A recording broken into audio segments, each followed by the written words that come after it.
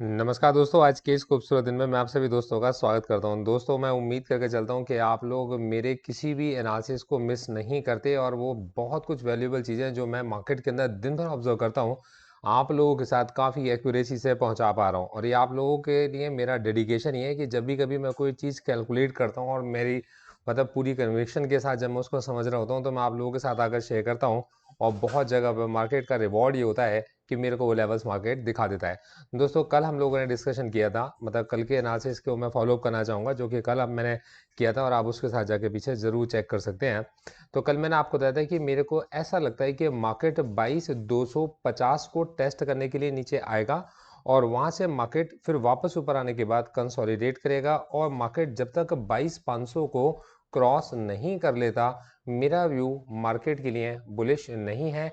नीचे मार्केट के अंदर 22,250 के नीचे मेरा व्यू मार्केट के लिए बेरिश है, 21,950 के लिए, और उसके नीचे 21,832 का लेवल, तब जाकर मैं अपने व्यू को चेंज करूंगा। हाँ, अगर मार्केट 22,300 के ऊपर निकलता है, मतलब जो कि कंसोलिडेशन मेरे हिसाब से रेंज है 22,300 से 22,500, तो 22,500 को क्रॉस करने के बाद हमारा व्यू मार्केट के लिए अगली 300 पॉइंट मतलब 22,800 के लिए बुलिश बनता है। और वो एक्सपायरी हम लोग 21 तारीख की प्लान करके चले, मतलब 21 मार्च की एक्सपायरी के लिए हम लोग उसको प्लान करके चलेंगे, मतलब उसको टारगेट करके चलेंगे।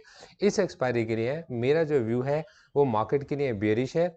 मार्केट के अंदर एक कंसोलिडेशन होना चाहिए और इस कंसोलिडेशन का होना बहुत इंपॉर्टेंट है। अगर ये कंसोलिडेशन होगा तो मार्केट से वीक प्लेयर्स बाहर निकलते हैं और मार्केट को एक चाल पकड़ने का मौका मिलता है। वो किसी भी तरफ हो सकती है, मार्केट में बुलिश मूव भी हो सकता है, मार्केट में बेरिश मूव भी हो सकता है। पर ये जो हफ्ता है, इस हफ्ते के अंदर मतलब इस थर्सडे तक मेरे अकॉर्डिंग मार्केट को कंसोलिडेट करना चाहिए। ये हम लोगों ने डिस्कशन किया था हमारे लास्ट एनालिसिस के अंदर, तो इसको आप लोग जाके चेक भी कर सकते हैं। अब मैं आपके पास इस समय अगर मार्केट के हाल के बारे में बात करके चलूँ, तो निफ्टी ने हमारे को एक वैसी कैंडल, जैसे कि कल मैंने आपको बताया था कि जहां खुला वहीं पर बंद। आप कल का एनालिसिस जरूर देखिएगा।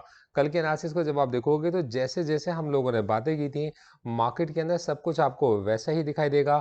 और उसको देखकर ही ऐसा लगता है कि मार्केट ने हमें बहुत कुछ सिखाया और जो कुछ हमें सिखाया वो मैंने आपको बता दिया। मार्केट के अंदर ये जो डोजी कैंडल बनी है, मैंने कल आप लोगों को इस डोजी कैंडल के बारे में बताया था कि मार्केट में ये जो मूवमेंट्स हैं हर रोज देखने को नहीं मिलते। मार्केट के अंदर इस समय पर जो कैंडल्स बननी चाहिए वो डोजी कैंडल्स बननी चाहिए, और मार्केट ने एक परफेक्ट डोजी कैंडल हमें बनाकर दिखाई है। अब देखिए, अगर आप यूएसडी को देख के चलेंगे तो मार्केट में मतलब हमारी करेंसी थोड़ा सा डेप्रिशिएट हो रही है। अगर आप इस समय पर डाउ जोन्स को देख के चलेंगे तो Dow Jones strong bullish signal दे रहा है, 39,029, और आप ही देखिए दोनों कैंडल्स आपके पास ग्रीन बनी है। हाई के पास इस समय डाउ जोन्स ट्रेड कर रहा है, मतलब जो ग्लोबल संकेत हैं वो बुलिश है। अगर आप ब्रांड को देख के चलेंगे तो ये थोड़ा सा मेरे लिए डिसअपॉइंटिंग है, क्योंकि मेरे अकॉर्डिंग ये मूविंग एवरेजेस के नीचे आ चुका था। मेरा व्यू ब्रांड को लेकर बेरिश था।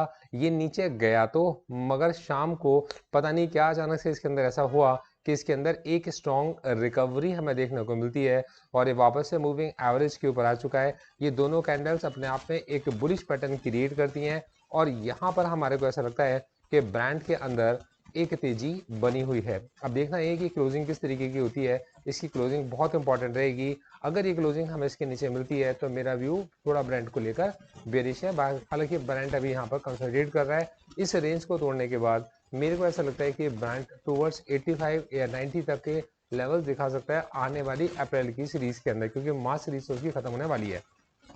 अब देखिएगा, अब मैं थोड़ा सा आपको लेके चलता हूँ इस समय पर मार्केट के। अगर आप हाल को देख के चलोगे तो देखो दोस्तों, मार्केट के अंदर आज सुबह एक डिप जो आती है वो नीचे 22,256 के पास तक मार्केट को लेकर जाती है।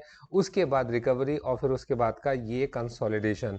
दोस्तों, काफ़ी हद तक इसमें जो इस सेल ऑफ का जिम्मेदार कहा जा सकता है या इस रिकवरी का भी जिम्मेदार कहा जा सकता है, वो बैंक निफ्टी को कहा जा सकता है। आज मार्केट के अंदर अगर आप कुछ हैवी वेट्स को छोड़ दो तो लगभग सभी स्टॉक्स के अंदर एक तगड़ी प्रॉफिट बुकिंग थी। अब इंपॉर्टेंट बात ये थी कि मार्केट की इस वोल्टिलिटी के अंदर मार्केट में इसको बाय करने वाले कौन लोग थे। तो जब हम एफ आई डी एस की ट्रेडिंग एक्टिविटीज को जाकर चेक करते हैं तो आपको जानकर बिल्कुल भी हैरानी नहीं होगी। हालांकि थोड़ा सा, क्योंकि जो इस समय का सिस्टम बना हुआ है वो ये कि मार्केट अगर गिरते हैं तो डीआईज आते हैं सेव्योर बनकर, और डीआईज की हर रोज की बाइंग आप देख सकते हो, 2358 करोड़ की बाइंग आज नेट बाइंग डीआईस कर गए हैं। और एफआईज भी मार्केट में 73 करोड़ की बाइंग करके गए। मतलब कि आज जिस तरीके से मार्केट में बैंकिंग स्टॉक्स के हैवी वेट स्टॉक्स को तोड़ा गया था, मतलब सेल किया गया था और एक फॉल आया था, सडन फॉल। दोस्तों मैं भी मतलब ऐसी जगह पर था, कुछ स्टॉक्स के अंदर मैं थोड़ा बेरिश था और मैंने उनके अंदर कुछ बेरिश पोजीशंस अपनी क्रिएट की थी।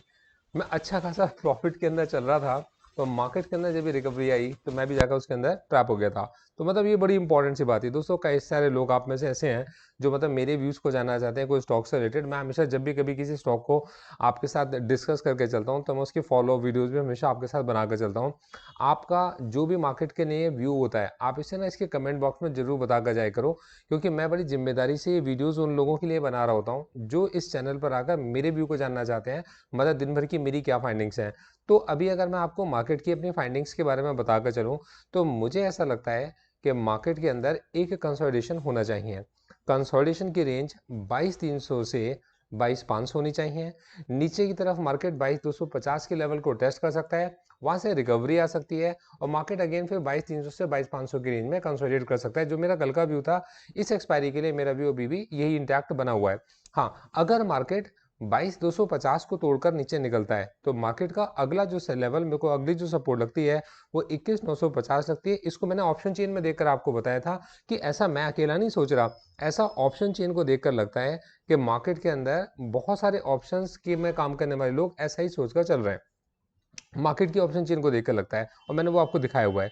अब इन द सेम वे अगर मार्केट तोड़ कर निकलता है, देखिए आज मार्केट के अंदर एक अच्छी पुट राइटिंग अपर लेवल्स मतलब 22,500 से ऊपर के लेवल्स पर होती है। मैंने आपको देखना सिखाया कैसे देखते हैं ऑप्शन चेन को। और अगर आप लोगों ने मतलब उस वीडियो को किसी भी वजह से मिस कर दिया है तो मैं आपसे कहूंगा कि एक बार जाकर ना इस वीडियो को आप जरूर देखो। मार्केट में इस समय ऑप्शन चेन के अंदर आज ही जो वोलेटिलिटी आई थी, ये ऑप्शन चेन के अंदर साफ साफ विजिबल थी, मतलब देखने को मिलती थी। और आज की ऑप्शन चेन को जब आप जाओगे और जाकर देखोगे तो आपको और ज़्यादा क्लैरिटी इसके अंदर मिलेगी। ये एक रिवीजन लेक्चर मैंने अपने सभी स्टूडेंट्स के लिए क्रिएट किया था, तो ये आप लोग जाकर बड़े आराम से देख सकते हो और बहुत कुछ सीख सकते हो अपने, मतलब ऐसे लेक्चर्स में इसको उठाकर रख सकते हो जिनको आपको बार बार जरूरत पड़ती है। तो दोस्तों मेरा जो व्यू इस समय पर मार्केट को लेकर बनता है वो ये कि 22,300 के नीचे मार्केट 22,250 से वापस रिकवर हो सकता है, 250 टेस्ट कर सकता है और कंसोलिडेट करेगा 22,300 से 22,500 के बीच में। हाँ, अगर मार्केट 22,250 के लेवल को तोड़कर नीचे की तरफ निकलता है तो अगली सपोर्ट हमें 21,950 की दिखती है, जो आपके पास में नीचे 21,832 तक के पास का एक रिवर्सल पॉइंट है।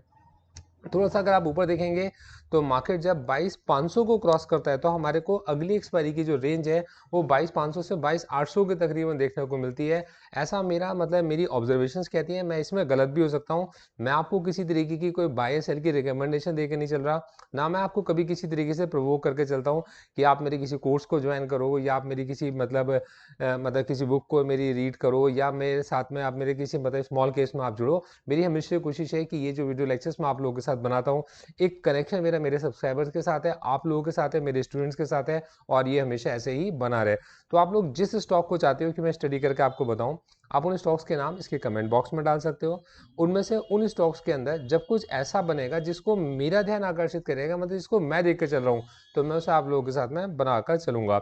इसके अलावा आपका व्यू मार्केट को लेकर बुलिश है कल के लिए या बेरिश है, या आपको लगता है कि मार्केट कंसोलिडेट करेगा, या जरूर बता के चलो। Thank you so much, all the best.